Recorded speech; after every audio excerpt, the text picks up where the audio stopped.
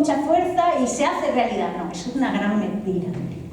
Hay que querer algo con mucha fuerza, pero luego, con lógica, ir dando los pasitos que nos lo van a hacer posible.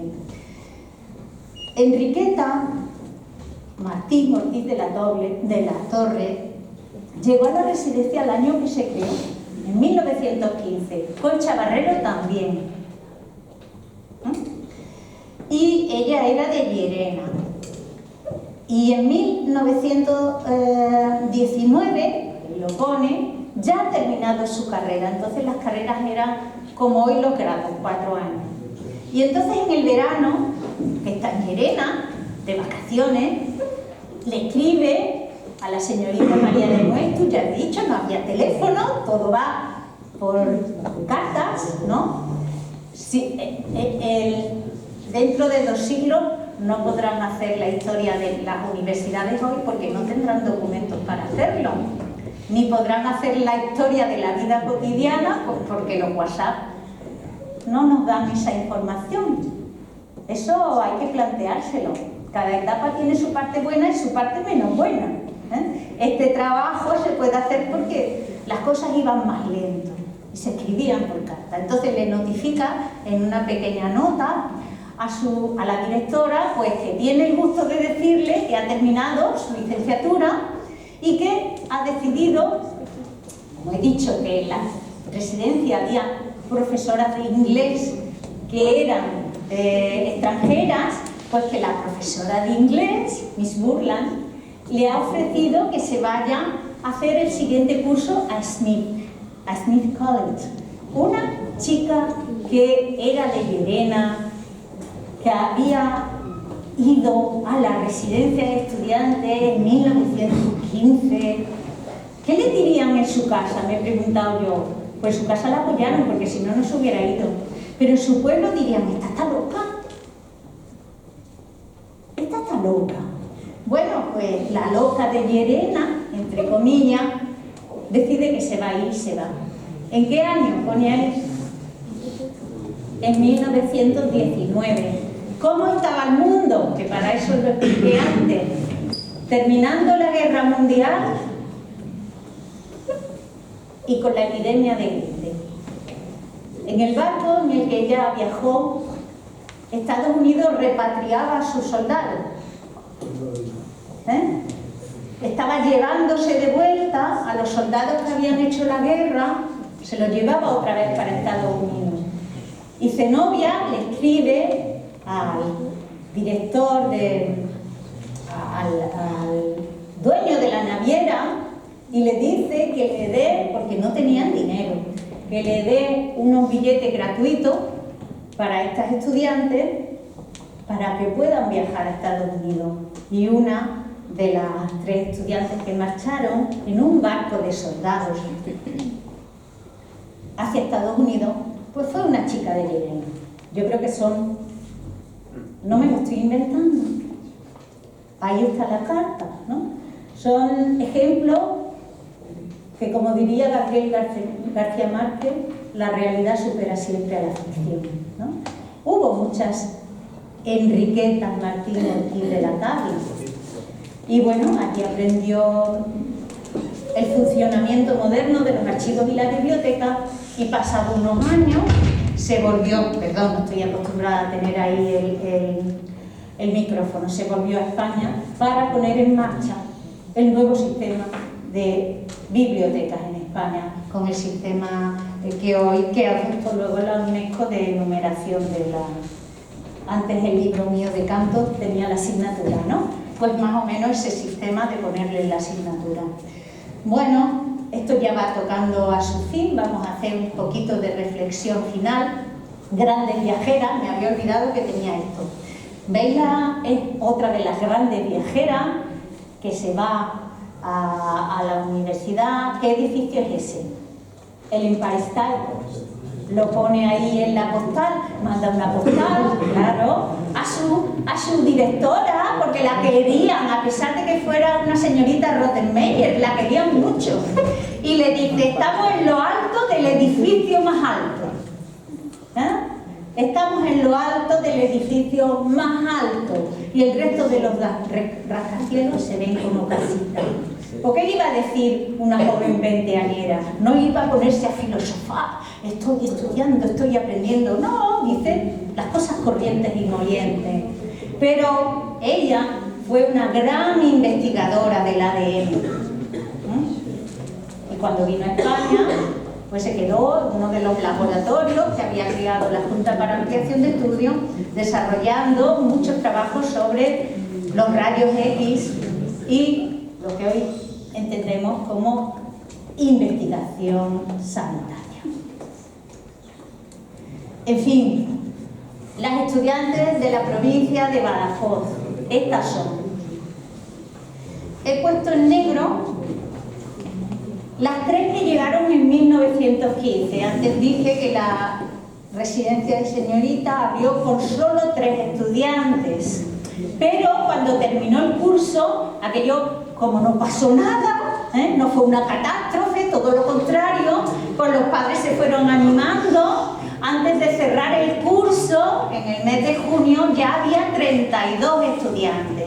De esas 32, un grupo pequeño, pues había 3 chicas de la provincia de Badajoz. Eso sí que es un logro. Una era Concepción Barrero, Barrero Tinoco, la que era de Badajoz. Otra era Enriqueta Martín Ortiz de la Tabla, la que era de Llerena. Y la tercera era hija de un abogado muy conocido, sobrina de Carolina Coronado, un abogado muy conocido de Badajoz, la familia Landa. Estudiaban 2 hermanas, Jacinta y Matilde Landa. Bueno, pues esto es lo que os tenía que decir. Con una conclusión. Estas son las misiones pedagógicas, pero seguro que las conocéis ya, y ya he hablado mucho. Y las conclusiones. Estas jóvenes llevaron la modernidad a los pueblos, a las capitales de provincia y a los pueblos. Y eso fue lo positivo. Se había hablado de las modernas vanguardistas que vivían en París. Luego hubo un libro que en historia funcionó mucho entre los historiadores, que se llamó Las modernas de Madrid, que son las sin sombrero. A mí no me gusta ese documental. Y ni me gusta que haya una unidad educativa que se llame las sin sombrero, porque queriéndonos ponernos muy modernos, quitamos de la historia a todas las que no fueron artistas, pero fueron revolucionarias, como estas que hablamos.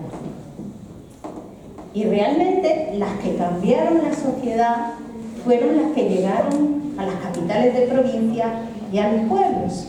Y esas no fueron las sin sombrero. Ellas se quedaron viviendo la vanguardia en Madrid. Pero lo importante era que lo que habían aprendido en esa etapa de su vida no se quedara solo en Madrid, sino que llegara a las capitales de provincia. Entonces, ellas llevaron la modernidad a los pueblos. Alcanzaron cotas importantes, impensables de libertad. Por Nueva York, por Connecticut, por Harvard, por Alemania. Fueron muchas Alemanias. Yo es que me he ocupado de las norteamericanas, ¿no? Estudiaron muchas en centros pedagógicos de Francia, aprendieron cosas nuevas y participaron en la revolución educativa que quiso hacer la República. Por ejemplo, otra chica que era de Azuaga fue profesora en el Colegio de los Jesuitas en el año 32. Se llamaba Casimira de Haro. ¿Por qué en el Colegio de los Jesuitas? Porque la República convirtió el Colegio de los Jesuitas en instituto público. Villafranca no tenía instituto. Y durante la República el Colegio de los Jesuitas dejó de ser de los jesuitas y se transformó en Instituto Nacional. Y allí consiguió su plaza otra de estas chicas de pueblo que había salido de Azuaga, quería una plaza de instituto y se vino a trabajar en el instituto, era profesora de historia, en el instituto de Villafranca de los Barros, que estaba ahí enfrente, ¿no? ¿Perdón? Sí, vamos a abrir el turno de preguntas con una única cosa más, que estas chicas fueron felices. ¿Qué hora es? Estamos para terminar, ¿no? Pues esta es la última idea, que estas chicas fueron felices. Bueno, casi nos hemos quedado, perdón, sin el tiempo de las preguntas, pero sí, vamos a abrirlo, quedan unos minutitos. Igual que antes os dije que hablarais sobre lo que se espera encontrar en una residencia, pues que habléis de estas cuestiones que hemos hablado, nosotros aquí. ¿Tenéis alguna cuestión que quedan 5 minutos? Claro que sí, gracias, valiente. ¿Crees que las enseñanzas de hoy en día se parecen a las de ayer? No, no se parece nada. Vamos, se parece en algún método, en el método se parece mucho, pero en los procedimientos no, y distingo. En el método sí, porque la ILE, pues, por ejemplo, algo que es un logro y es fundamental, introdujo en España no la había, pero en los centros de la ILE, que eran privados, porque no lo podían hacer públicamente, estaba prohibido, pues eran centros de enseñanza mixta, ¿vale? Entonces, claro, las residencias están separadas porque se duerme, pero en la enseñanza, el deporte es mixto, los colegios de primaria y de secundaria de la ILE eran mixtos, también porque querían hacer una enseñanza muy práctica en el aula, ¿vale?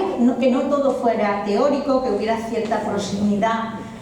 Entonces ellos decían a la naturaleza, a la tecnología del momento, que no eran los ordenadores, pero eran los mapas mundi, los mapas del mundo, los laboratorios. En la ILE había laboratorios para ver la fotosíntesis, es decir, utilizaban la tecnología de entonces, también porque primaba mucho el respeto y la igualdad en las clases. El maestro no podía poner castigos, tenía que convencer.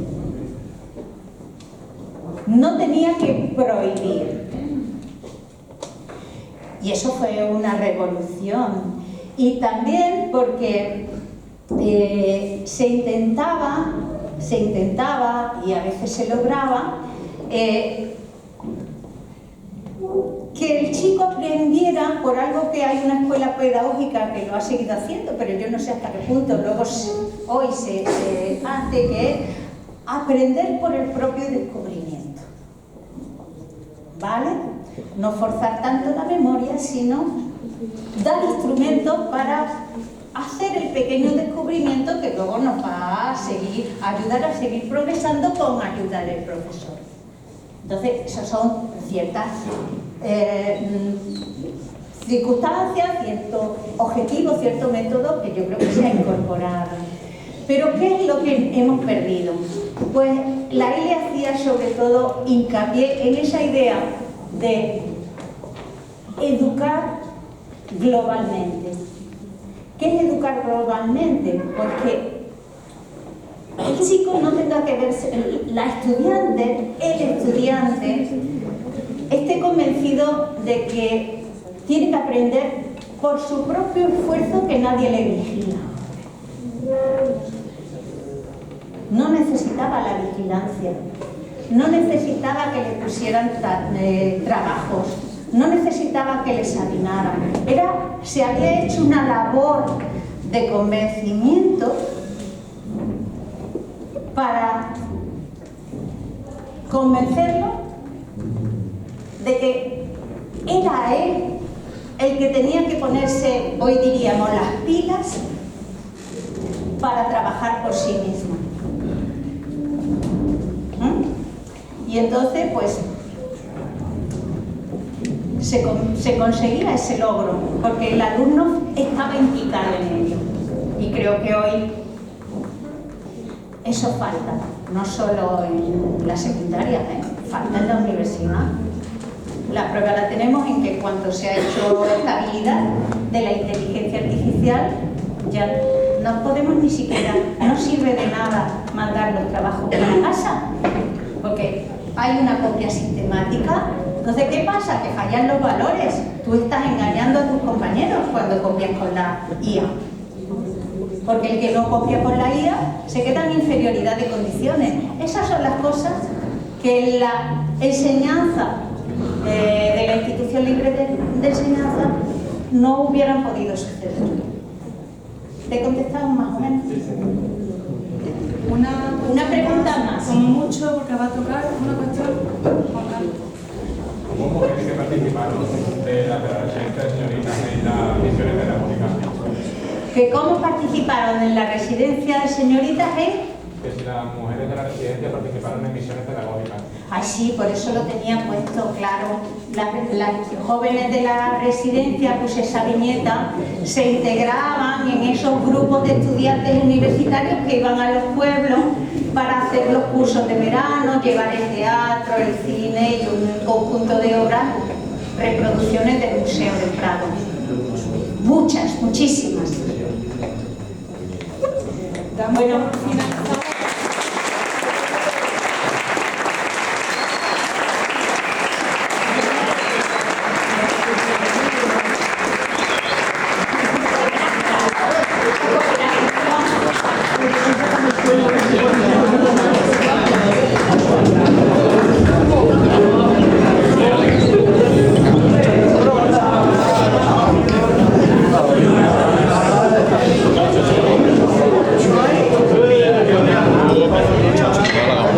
¿Cuándo sería que viniera el copia ahora?